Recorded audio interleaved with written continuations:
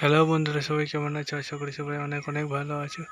বন্ধু, আজ রাজ্যের আবহাওয়া কেমন কি রাতবেলা থাকবে সেটা তোমাদের সামনে তুলে ধরছি, তাই ভিডিওটা পড়াশোনা করে পড়ে দেখার চেষ্টা করো। রাজ্যের যে আবহাওয়া, সেই আবহাওয়া রাতবেলা দেখতে হবে বন্ধুরা।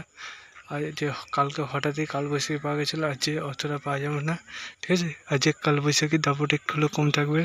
আজ বন্ধুরা মোটামুটি যে আকাশ পরিষ্কারই থাকবে, ঠিক আছে।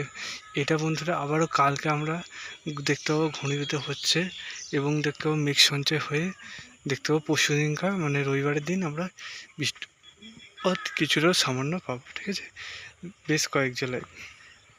আর যে পাবো না বলা ভুল, আর যে আবহাওয়াটা দমকা পাবো রাতেও, মানে 9টা-10টার দিকে পুরোপুরি রাজ্য জুড়ে এক চালান হয়ে যাবে। যে কালকে সন্ধ্যের পরপরই, সন্ধ্যের আগে ঘন হয়ে মেঘ এসেছিলো, সেই মেঘের ভাবটা এখন আসেনি আর আসবেও না, ঠিক আছে।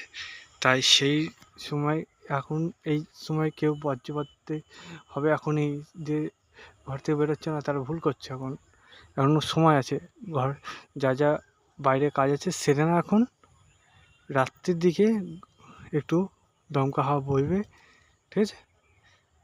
সেই জন্য বন্ধুরা তোমরা একটু সতর্কভাবে চলো।